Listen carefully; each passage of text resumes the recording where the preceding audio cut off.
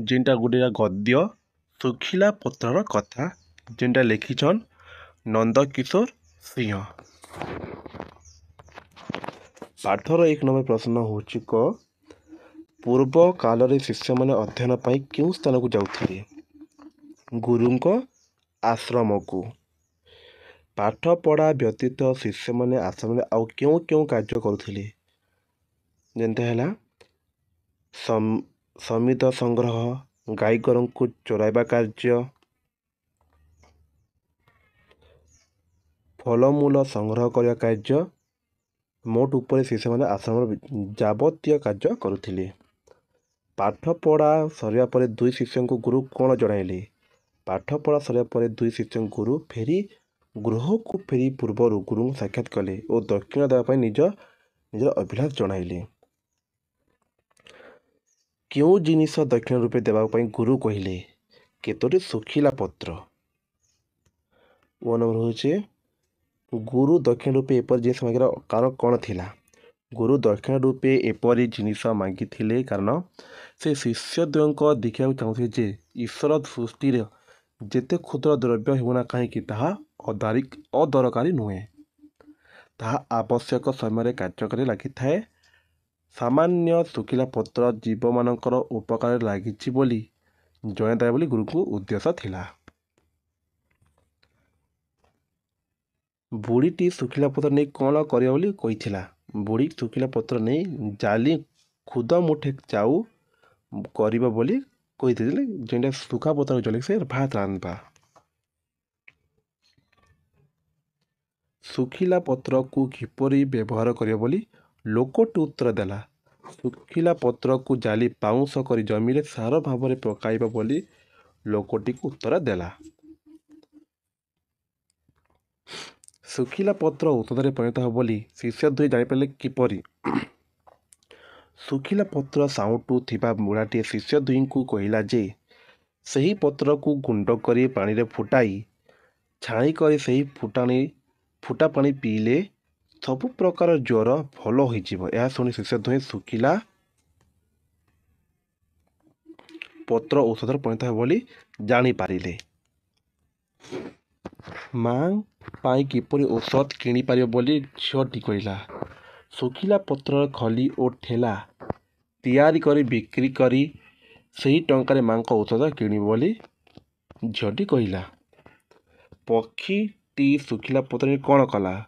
पक्षीटी सुखिला पत्र नहीं तार बसा तैयारी काम लगाइला।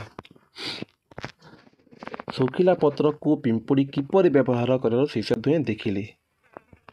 सुखिला पत्र को पिंपुड़ी पानी नाल पारी हेबा कार्य व्यवहार करुथिबा शिष्य दुहे देखिले।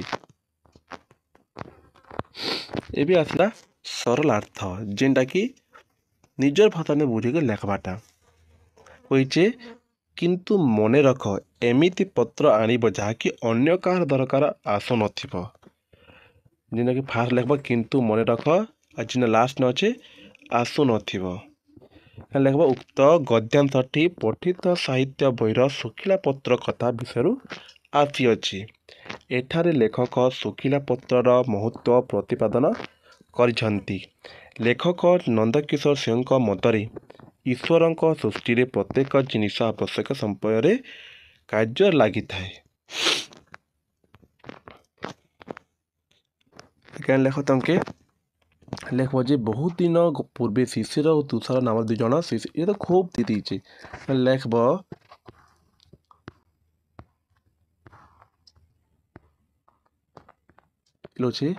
गुरु दुई को लेख गुरु दुई को शिक्षा देवा गुरु दक्षिणा स्वरूप केतोटी सुखिला पत्र मांगिले जहा कहारी दरकार लागू नथिबो। गुरु जानिथिले ए संसार एभली किछि जिनिस नहीं जहा अन्य दरकार रे आते नहीं।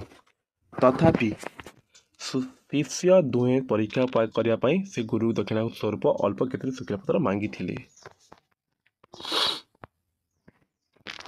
ख कहिछि सृष्टि मंगल पाई तुमे कार्य करि गले सेही हो तुमर प्रकृत गुरु दक्षिणा।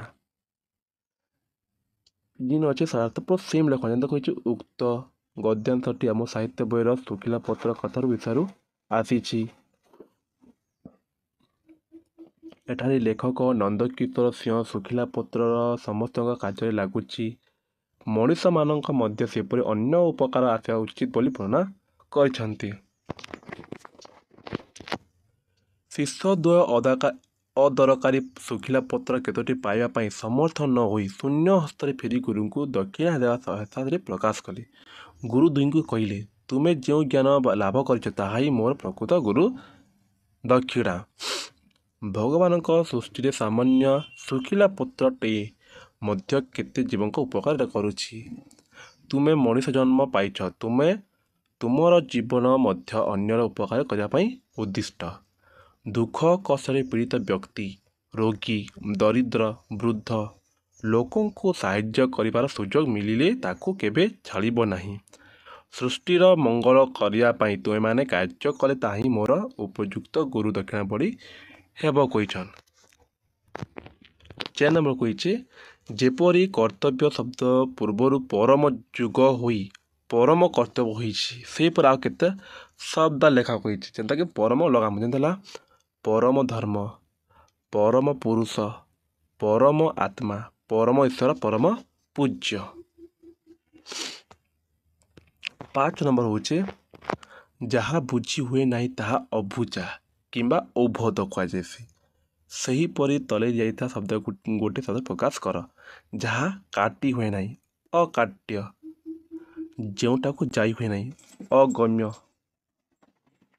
ଯାହା କିଛି ହୁଏ ନାହିଁ, ଯାହା କହି ହୁଏ ନାହିଁ, ଅକଥ୍ୟ। ଯାହା ସହି ହୁଏନି, ଅସହ୍ୟ। ଏବେ ଆସିଲା 6 ନମ୍ବର କହିଛି, ବନ୍ଧନୀ ମଧ୍ୟରୁ ଉପଯୁକ୍ତ ଶବ୍ଦ ବାଛି ବାକ୍ୟରେ ରେଖାଙ୍କ ପଦମାନଙ୍କରେ ବଦଳରେ ଲେଖିବା ବୋଲି। ଯେନ୍ତା ହେଲା ଯେନ୍ ରେଖା ଦେଇଛି ତାକୁ ବଦଲେ କରି ବାଛିକି ଲେଖ। ଯେନ୍ତା ହେଲା ଶିଷ୍ୟ ଦୁହେଁ ଶୁଖିଲା ପତ୍ର ଆଣିବା ପାଇଁ ଅନ୍ୟ ସ୍ଥାନକୁ ଗଲେ। କେନ୍ ଲେଖବ, ଶିଷ୍ୟ ଦୁହେଁ ଶୁଖିଲା ପତ୍ର ଆଣିବା ପାଇଁ ଅନ୍ୟତ୍ର ଗଲେ। ବୁଢ଼ୀଟି ଗଛ ମୂଳରେ କିଛି ପତ୍ର ଗୋଟାଇ ରଖିଲା। ବୁଢ଼ୀଟି ଗଛ ମୂଳରେ କିଛି ପତ୍ର ସାଉଁଟି ରଖିଲା। ଚରକ ଉଦ୍ୟାନରେ ବିଭିନ୍ନ ପ୍ରକାର ଔଷଧୀୟ ବୃକ୍ଷ ଦେଖିବାକୁ ମିଳେ। ଚରକ ଉଦ୍ୟାନରେ ନାନାବିଧ ଔଷଧୀୟ ବୃକ୍ଷ ଦେଖିବାକୁ ମିଳେ। ଶିଷ୍ୟ ଦୁହେଁ ଶୁଖିଲା ପତ୍ର ଆଣି ନ ପାରି ଫେରି ଆସିଲେ। ଶିଷ୍ୟ ଦୁହେଁ ଶୁଖିଲା ପତ୍ର ଆଣି ନ ପାରି ପ୍ରତ୍ୟାବର୍ତ୍ତନ କଲେ। ପ୍ରତ୍ୟାବର୍ତ୍ତନ ଫେରବାଟା। ଝିଅଟିଏ ପତ୍ର ଗୋଟାଇବା ସମୟ ତାର ସହିତ ଶିଷ୍ୟ ଦୁହିଁଙ୍କୁ ଦେଖା ହେଲା। ଦେଖା ବେଳେ ସାକ୍ଷାତ ହେଲା। କହିଛି 7 ନମ୍ବର, ନିମ୍ନ ଦିଆଯାଇଥିବା ଶବ୍ଦମାନଙ୍କୁ ବ୍ୟବହାର କରି ଗୋଟି ଗୋଟି ବାକ୍ୟ ଖାତାରେ ଲେଖିବା। ବାକ୍ୟ ଦକ୍ଷିଣା, ସନ୍ତୁଷ୍ଟ, ପ୍ରତ୍ୟାବର୍ତ୍ତନ, ଶୂନ୍ୟ ହସ୍ତ, ଏସବୁ ବହି ଡଗରା ହେଉଛି ମିଲଛି ନା ମିଲବା ନା। ଆଉ ନିଜର ଭାଷାରେ ବି ବୁଝିକି ଲେଖିଲେ ବି ହେଉଛି। ଯେନ୍ତା ଦକ୍ଷିଣା, ବ୍ରାହ୍ମଣକୁ ଦକ୍ଷିଣା ଦିଅ, ବ୍ରାହ୍ମଣକୁ ଦକ୍ଷିଣା ଦେବା ଦରକାର, ବ୍ରାହ୍ମଣକୁ ଦକ୍ଷିଣା ଦେବା ଉଚିତ। ଏ ପ୍ରକାର ଦେଇକି ତୁମେ ଭିରାବାର ଅଛି ଦକ୍ଷିଣାକେ। ते कहছে 8 नंबर जेनटाकि इटा परीक्षा जे आसूचे 8 नंबर जेन देइछे गोटे पाठ देता गोटे गप देथिबा ता गप के पढ़ी करी तमे प्रश्न लेख। जेन कहছে यथा समय सेमानकर गुरुकुल शिक्षा शेष हैला। ते केनता प्रश्न मन कहছে दुहे को काहे साक्षात कले। शिष्य दुहे गुरु को कौन अनुरोध कले, ये सब दीजिए। जेन कहছে गुरु शिष्य दुई को कौन शिक्षा दक्षिण रूपे मांगिले। ये थिला बहिर प्रश्न उत्तर। तुमके दरकार अच्छे परीक्षा उपयोगी अतिरिक्त प्रश्न उत्तर जिन सब अच्छे यहाँ सब आम वेबसाइट न अच्छे जेनटा तुम गूगल रे सर्च करब। ये जगह ने भी लिंक दौचे। ये जगह ने लिंक तले अच्छे जेनटा कि तुम देख आते गूगल सर्च कर जेनटा कि तुम इटा आती जीवा आ परीक्षा उपयोगी तुम लिखिक पढ़ब।